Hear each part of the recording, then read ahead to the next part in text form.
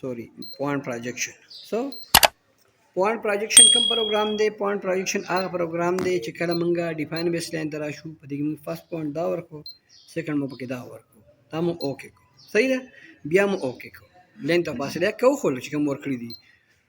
بیا چې کا تاسو کوم ځای مال او ځکه زوم چیرته بدی باندې شاټ اخلم چې دا کوم ځای کې ګوره وته پوینټ ما ټارګټ کو. اول ته مې سو ابزرویشن دې ما ته دا وایي چې ته خپل پوینټ نه ویني او دا ما ایس کو دې ته وایي چې د خپل پوینټ نه په 2 میټر باندې په لینث باندې افسیټ دومره دی او ډیپث الیویشن دومره دی. چونکې دا خو په یو ځای باندې موږ د دواړه کار کوو په دې وجه باقي ته به تاسو ایگزیکټ خی چې کله تاسو خپل ځایونه ورکړئ. صحیح ده؟ صحیح شو. اوس دا